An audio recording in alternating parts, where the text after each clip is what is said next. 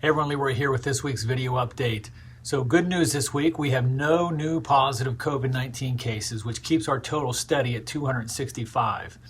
Now on the vaccination front, we're up to 458 employees who are now fully vaccinated. And I want to thank all of our sites who've worked so hard to organize the efforts to get employees vaccinated as soon as they were eligible.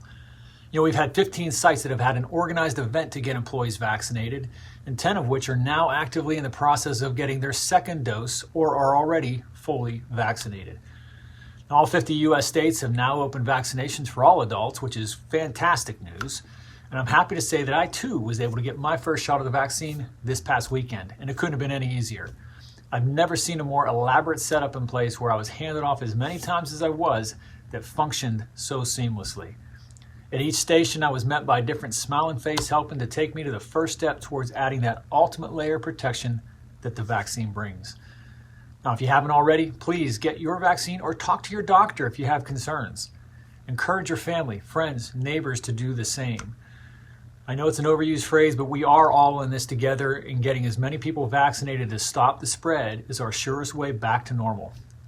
Also, don't forget to share your completed vaccination card with the point person at your location to receive the $250 incentive from Coppers.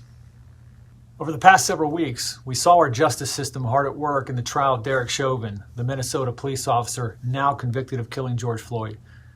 And while the video evidence that we all saw seemed to irrefutably support an outcome of guilty, our system allows everyone, no matter how compelling the evidence, the opportunity to defend themselves in a court of law. While there might be many things broken in our criminal justice system, the right to a fair and speedy trial is not one of them. It's natural to want to see immediate justice in situations that seem so obvious, but that can be dangerous in its own right. And I know that the system has failed the African American community for a long, long time, which has led to cynicism about the process, which is completely justified. The system got this one right, and for that we should all be thankful. But this doesn't make it all better. We can't walk away and think that the world magically changes due to this outcome.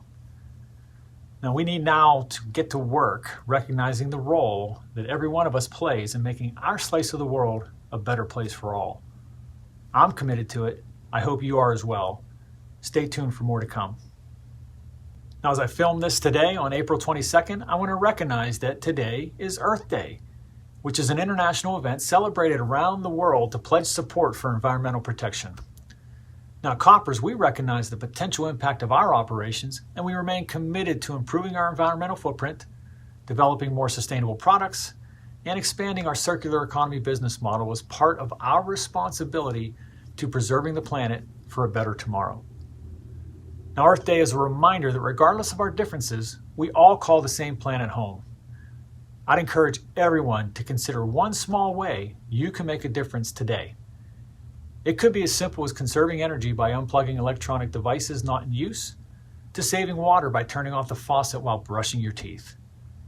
Let's all do our part to create a better tomorrow for our future generations. So this week I have two hats off recognitions to provide. The first is to all the administrative assistants that support Coppers employees around the globe, making their jobs, and in many cases their lives, easier. This past Wednesday was Administrative Professionals Day, recognizing all who play such an important role in supporting staff everywhere. I know my assistant, Denise Young, is like an extension of me, and she does an absolutely amazing job of keeping me in check and on track, and for that, I'm truly thankful. There are many other Denises out there working for Coppers, and to all of you, I tip my cap and say thank you for all that you do to keep us functioning at such a high level. Now, I'd also like to tip my hat to the entire Link Parents Steering Committee for their launch of our newest Global Employee Resource Group in support of working parents, now all of whom have had an exceptionally difficult year due to COVID.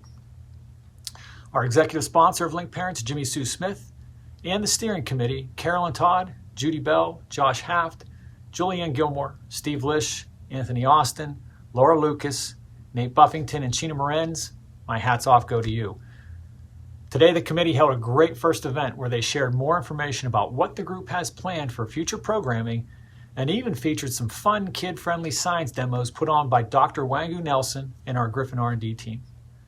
Again, kudos to this team, which includes employees from across the globe and all different working environments, for creating this new opportunity for parents and caregivers at Coppers to connect, share advice, and amplify diverse perspectives. Stay tuned for an email with even more information from the group on how to join Link Parents and get involved. That's all I have for this week, folks. So until I see you again next week, I wish you all a fun and adventurous weekend. And as always, please stay safe and stay strong.